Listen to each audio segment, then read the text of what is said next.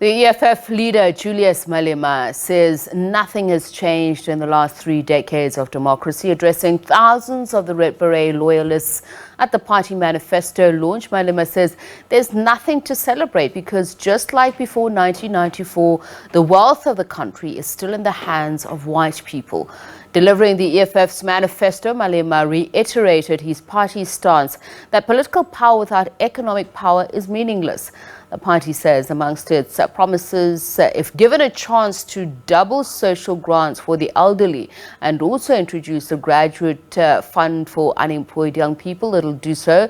The third largest party in parliament launched its election manifesto for the 2024 general elections at the Moses Mabhida Stadium in Durban, KwaZulu-Natal earlier.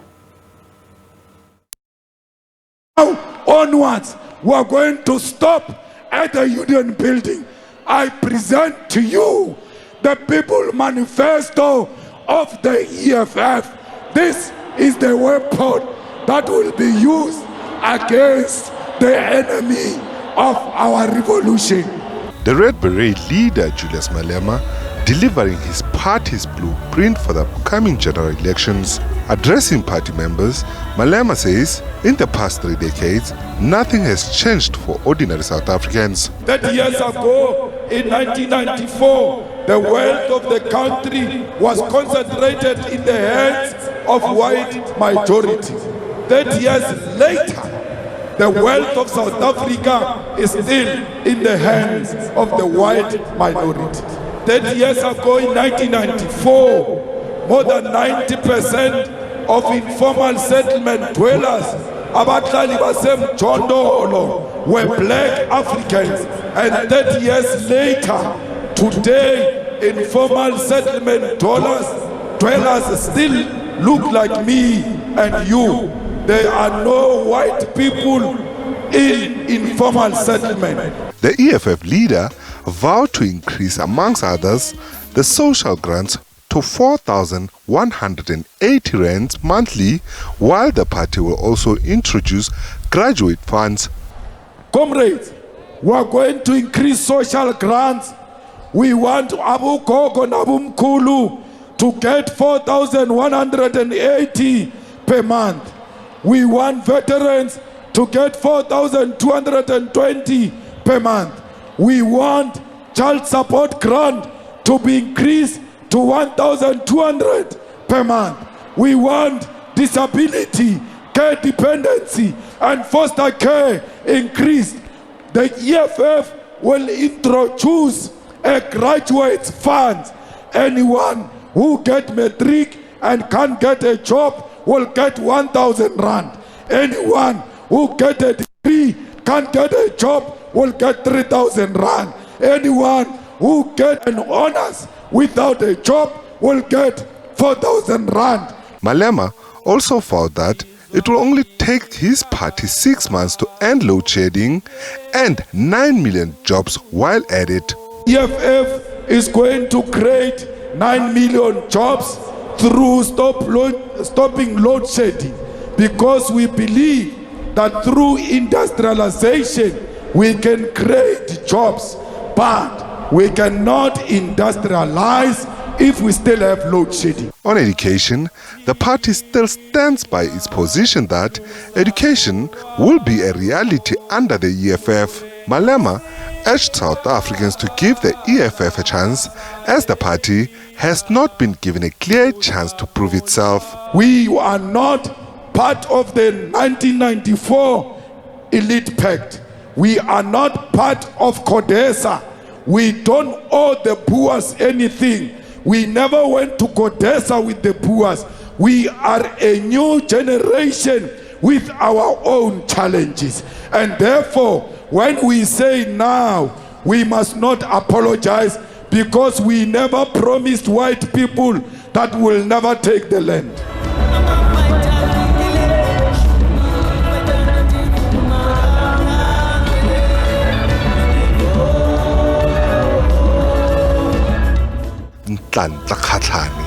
SABC News, Johannesburg. Well, let's speak now to Kuhle Zwakala.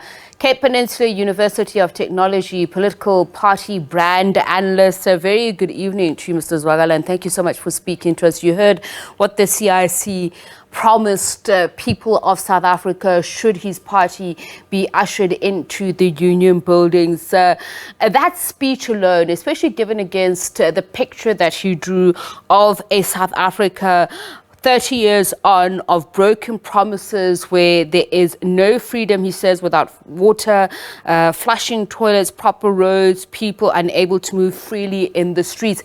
And the promise of these grants that he's promising, not only for the elderly, graduates fund, are these a reality? Good evening to your viewers. He calls them commitments, not necessarily promises. I think that leaves much to be desired.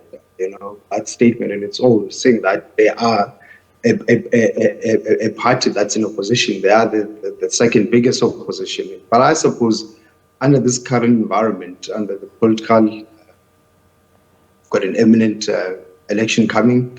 So I suppose these are good on paper, but when people are given an opportunity to govern, I think that's when we'll really know whether the EFF, are they really promising, or are they really committing to their manifesto.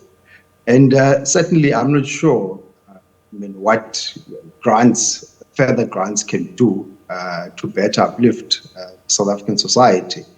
The old adage goes, we should rather teach the men how to fish. So I'm not sure whether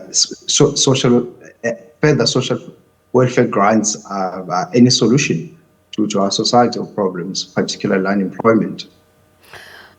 If a new government replaces the ANC, and I'm talking specifically here political party with a bi-coalition, say the EFF for instance, they would be inheriting what many have pointed out is a government with depleted coffers. So how would they make good of these promises? Where would the money come from? And I'd like to look at one of the commitments that the CIC also made, that of giving land for free, and mostly to women.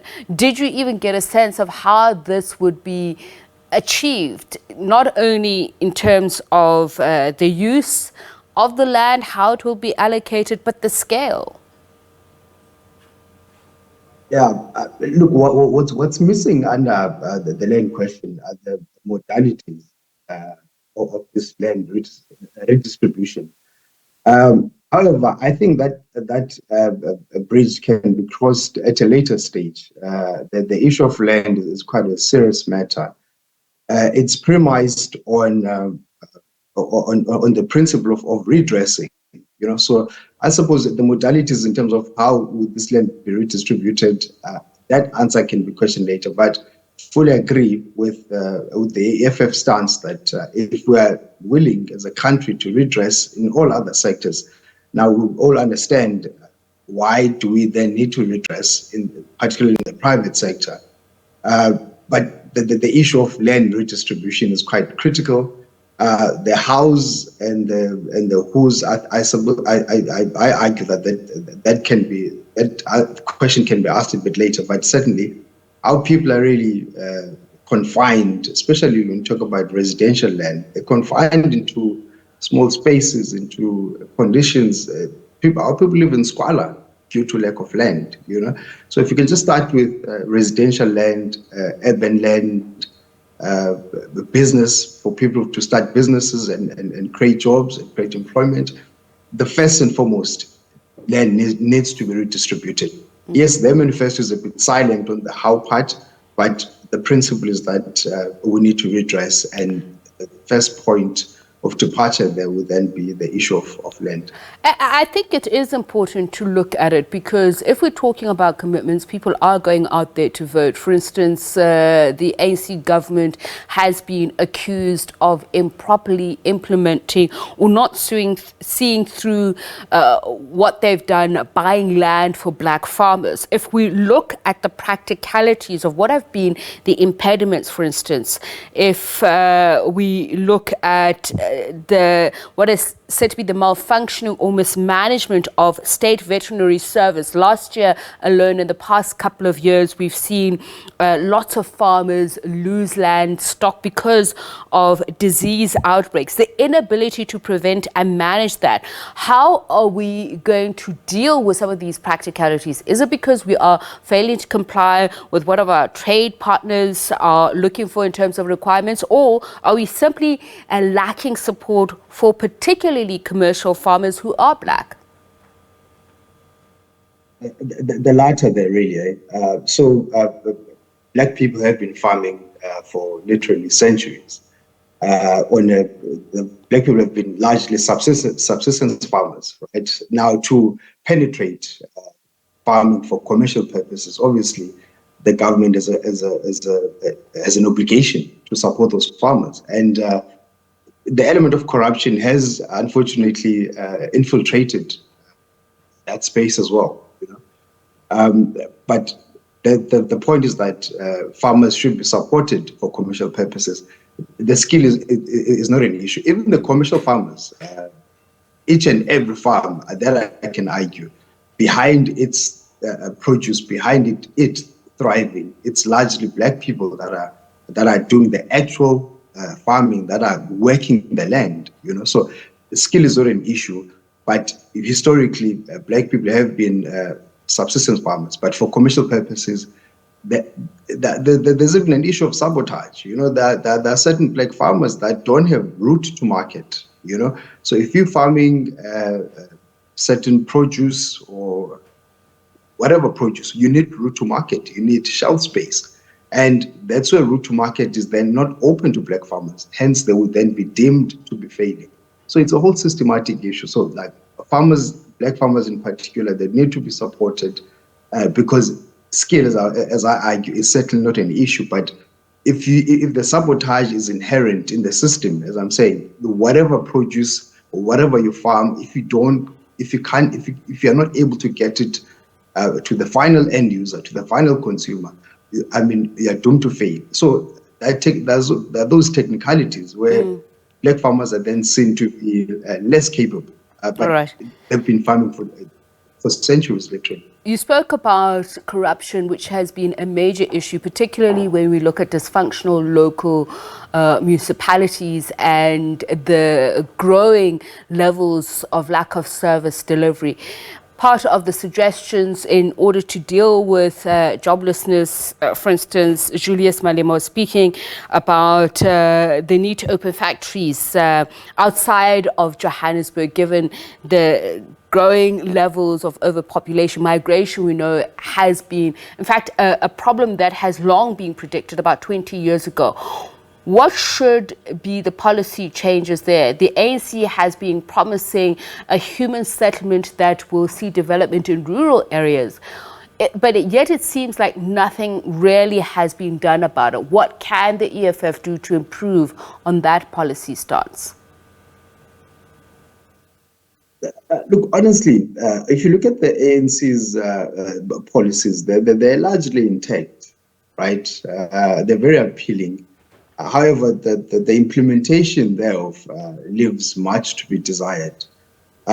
So the EFF's suggestion of industrializing, it's nothing that is contrary to what the ruling party has on paper as far as policy is concerned. But I think to create jobs, the EFF, President Malema was very emphatic on the issue of industrializing. And I think if we want to create jobs rather than handing out social welfare grants for long-term gains, we need to go back to industrialization. We've seen countries like China, how they've combated unemployment through industrializing. And I also think that Malema has a point in this, he calls it decentralizing the economy. So Gauteng is now the center of the economy, but that doesn't help. I mean, the province is congested, highly populated, and to compensate people for developing rural areas, I think that is a very appealing idea, rather than everyone flocking into that city in particular and overpopulating it. So I think that there's merit to that argument to say the country needs to industrialize in order to create jobs and in order to build a very strong economy. Because let's be honest, we're under a very volatile economy. So the implementation, there's certain alignment between Malema's utterances and what the ANC has on paper. As I was saying again, the implementation becomes an issue. So if we can get a government that can actually implement policy, perhaps we could move the country and its economy forward. Thank you so much for your time. Kuhle Zwakala is a political and party brand analyst from the Cape Peninsula University.